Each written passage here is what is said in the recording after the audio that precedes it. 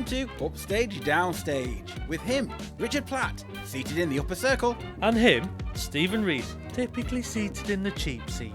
This is the Theatre Podcast, where we discuss productions we've seen Things we've liked, and may not have liked, giving our complete unprofessional, and non-biased opinions. so grab a brew, Take a seat, and let's raise that curtain. On today's episode, we'll be discussing My Sons Are Queer. Richard saw this production at the Ambassadors Theatre on the 26th of January 2023. My Sons Are Queer, but what can you do? Is the Joyce autobiographical story of social media sensation Rob Madge, as they set out to recreate that infamous parade. And this time, nobody is going to rain on it. So Richard, what's it all about? When Rob was 12, they attempted a full-blown Disney parade in their house for their grandma. As Rob donned wigs and played Mary Poppins, Ariel, Mickey Mouse and Belle, their dad doubled as stage manager, sound technician and Goofy. Unfortunately, Dad missed all his cues and pushed all the floats in the wrong direction. Mum mistook Aladdin for Ursula and the costumes went awry. Grandma had a nice time though. But first, Richard's post-show opinion. Camp and fun with a big heart. So with all that said, let's Set the scene. So Richard, set the scene for My Sons Are Queer. Tell me all about it, because I've never been. Why should I go and see it? Okay, well, this production was something that I was going to try and see in Edinburgh, but never actually got a chance. So first things first, it was actually started up in Edinburgh as a piece that actually got snapped up last year to be put on in London from that. So they saw the production there, and Bill Kenwright Productions approached them to actually bring it down to London, and that's where I've seen the second run of the actual production, because it started earlier last year, and then earlier this year, late last year. And they've redone it again because they had such a good turnout for the production. So it's always been on my list to go and see. And it's a one-person show where you basically are in Rob's front room and surrounded by wonderful things. And you've just got a big projection screen at the back on stage. So it's very camp. It's very decorated with rainbows, basically. You walk in and you're surrounded by it. It just seems very camp and colourful. Yes. Yeah, it is. But no, so really, all we're seeing is the big projector screen is a picture frame at the back, really. It just looks like it's a front room, and you've just got above stage, you've got champlades. Champlades? What are these champlades? Do they have champagne in the lades? Yeah, you've got champagne ladles, lampshades above. It's all in a hue of pink, and that's basically what you walk into in the audience. This production is a one-act piece, so it's only on for 90 minutes. So you've described the set for me, which Yeah. seems very flamboyant, Yeah. and highly gay, Yeah. and rainbowy, and all that stuff. I probably won't like it myself, but It I was can almost- probably understand the kind of people who would have that. And there was also a nod to nostalgia, because the projector screen had obviously the title of the production, My Sons Are Queer, but what you're going to do. It looked like a test card from the 90s, so it was very much felt like test card. The test card that used to play at 2:00 in the morning on Oh, the on little TV. girl. Yeah. Oh, I see. Okay. Yeah, so it looked like VHS video test card that you'd see in the morning on the TV. So yeah, that was And that's what it before was set Watch on. with Mother started. Yeah, definitely. Yeah. So with this being a new piece of writing, what exactly did it explore? What was it about? What was it? What's so interesting about this, other than just somebody's journey through discovering themselves, I suppose? I think first and foremost, it was an entertaining look on somebody exploring their sexuality, but also, I wouldn't just say maybe it was exploring the sexuality, it was more about exploring the fact that this person wanted to be a performer. Yes. And Rob's want and need to be the Disney character or the princess or the prince, and reenact those things that Rob's grown up with life in, musicals, Disney musicals, all the things where everybody plays pretend, and they have costumes and they run around the house, and it's all centered around that type Need of thing. for It was attention.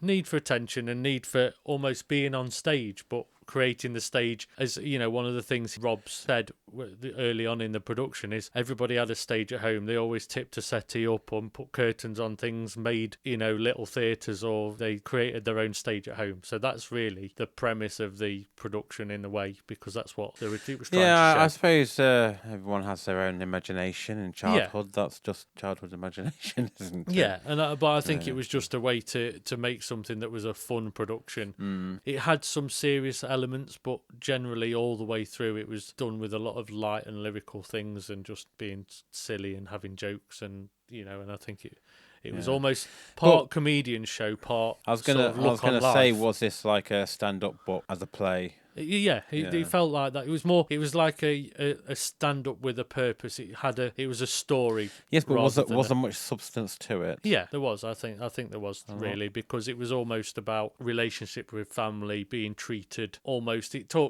explored things like that parents wanted Rob to be the prince or be the beast or be the male character in the productions, and just to shape you on life. So this is more than sexuality. It's discovering their gender and how they identify.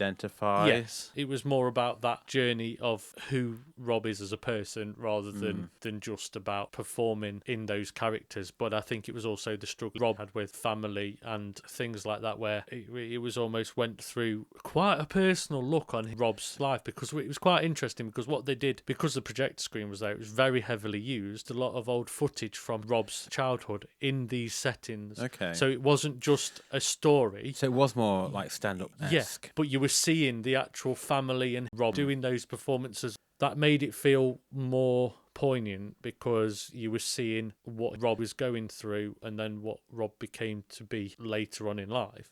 So it was self-directed. Yeah, it was self-directing. I think as well, what you saw, Rob played a part in Les Mis as one of the child actors in the West End stage. Okay. And it was like the defining moment. It showed you going through sort of drama school and having 2 left feet, and those sort of moments where eventually be able to perform in a West End production. But then it touched on like later in life, you basically, the things on stage became little bits of performances and little songs that Rob sang and things like that. The whole Disney princess things where there'd be drawers opened, or the drawers became steps and stairs to sit on and talk about another part of Rob's life. So yeah, it was very inward looking.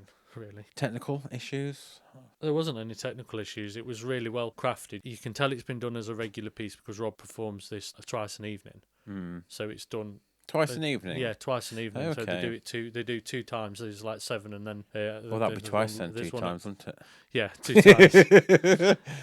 But I think sometimes it leaves anybody that's sat in the audience that's maybe struggled with sexuality or gone through life with things that they've doubted or thought about. It was very retrospective. It gave you all a look of, if you've been there, or even certain parts that Rob talked about. I think that you picked up something that you've been through. It was very similar to a lot of people of Rob's age, and that everybody's been through some certain elements. So Rob's in his late 20s. Do you think with the Ken Wright Productions being behind it, it's advanced it or helped it out in any way? Could you see money being spent on this? Yeah, I can see that there's probably been maybe a little polish on it, or made sure that it's sharp and quick and to the point, and I think that's important when you're watching something like this. I mean, of course we don't know that because we've not seen the original, but I'm just But it wondering, did feel like a confident performance, and it was put on very well, and I didn't feel like it was just thrown on, just to have a go at something. I felt like it was a decent piece of theatre that was worth its money, basically. Do you think the provocative title of it is there to lure people in and to take focus? And like there was a play in the West End called Cock, and everyone was like, "Oh, I want to go and see that because I want to know what it's about." Do you think with it being My Sons Are Queer, for example, that it's one of those provocative titles that gets people talking and getting them in? Do you feel like the title sort of over-egged what the production was? No, I think it was fitting. Did it live up to it? It lived up to it, and I think also it was unapologetically queer, and I think in a way it lived up to that. Well, I think up to the title, yes. But you'd go in and it almost prepared you for what you were going to hear, rather than just a title to pull you in the room. And I think that's important as well. Well, titles are important. You know, it's what if it's not going to catch the audience member, they won't go and book a ticket or go in. Well, no, know? Exactly, and I think that for this really worked. And it just it seems like it's a title and a play of the times that we're living in right now. Yeah, so does it reflect? Yeah, it does reflect. It reflects, but it's also, I'll be honest, it's a nod to childhood and how we've grown up. And well, my childhood has never been that way. Well, no, what I was going to say is how we've grown up in the sense of it felt like such a look on 90s life, or how what happened in the 90s, rather than just talking about the fact that it was about a gender journey. I think it showed that this was a time before social media. It was reliant on VHS videos to watch Disney films. It was the dream of always wanting to go into Disneyland. It was the dream of like things that you couldn't just have Rob had a puppet show made by grandparents to act out certain things in life and play it, having different shows done by puppets. And I think there's a lot of things nowadays that social media or mobile phones or tablets have come in and taken away a lot of that imagination stuff. And I think that's what this showed, that we lived in a time when it was actually more simple and free to be imaginative rather than... Oh, definitely. Yes. You know, and I think that's what this showed. And in a way, it showed you that our childhood in general, regardless of the sort of the bigger issue of gender or sexuality, is that we had a simpler time. And we, But also what I'm getting from this play is the fact that what influenced Rob the most might not have been parents, but Walt Disney. Potentially. Now, there's a question in itself. Yeah. And it would be interesting to see if there was another version of this play where what would have happened if the same person hadn't have grown up surrounded by Disney and watching Disney. Exactly. Would how he related to his sexuality and discovering all that, or even the idea of gender or even gender dysphoria and all those questions, would that have ever played a part if he had no Walt Disney to look up to? Now, yeah, I watched Walt Disney, of course I did, but my favourite films were Return to Oz and Herbie. You know, so it was very much, and Best Knobs and Broomsticks, so it was very much live action stuff. Yeah. And I think the only two Walt Disney animations I've ever seen was Aladdin and Lion King. Oh no, I think I saw The Jungle Book, but not all the way through. Or maybe Sword in the Stone as well, but Sleeping Beauty. Oh, there's 5 of them. But I don't think some of those I've seen all the way through. It's only Aladdin I think I've seen all the way through and enjoyed that. But again, it does question you how big a part Walt Disney as a global empire influences young kids even today. And that was the social media of the day in a way. That was the exposure to those things. You don't know, do you? I think but I think it's interesting to see how people develop and why it's a lot more common. Yeah. Definitely. Now, would you like to sum up this play? Because I think you've probably done it. Yeah, I've done it. Do you think I should go and see this play? I think you'd enjoy it. Yep. It's a bit of fun. It's a bit of fun with a heart, and I think that's the key thing with this. It's not groundbreaking, but it's a fun laugh. Everybody that watches it, there was definitely laughter about the jokes, some of the things that were talked about, and I think Rob had a good way of, didn't feel like it was a one-person mission on anything political or anything. And I think sometimes we need like lyrical and entertaining. It can still have meaning, but I think sometimes we need a good show to watch and enjoy. Oh, and I definitely, think that's, it's important more than anything. So yeah, I do think it's a good piece to go and see. Okay, bought me a ticket. Yeah, okay. And now it's time for Rewind, Rewatch. Rewind Review. I think for me, I'd watch it again. Moving on to our final segment, as we say, Call this a show? So would you like to give us your score for My Son's the Queer, Richard, on a scale of 1 to 10, with 10 being happily ever after and 1 being a badly recorded home video? What are you going to give it? I'll give this a solid 8 out of 10 because I enjoyed it. It didn't break ground, but it was good. So, what sound effect will you be choosing from the following? A complete train wreck? Tumbleweed? An audible shrug of the shoulders? A slow clap? A pleasant applause? Or a standing ovation? What will it be? And I give it a standing ovation because it deserved it. So there we are. That's our discussion of My Sons Are Queer. We hope you found it insightful. If not, entertaining.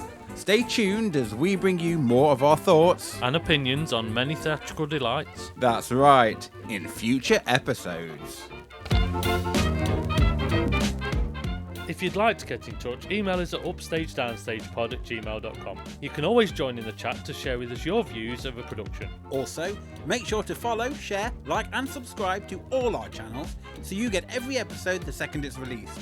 And we hope you join us again for another instalment of Upstage Downstage.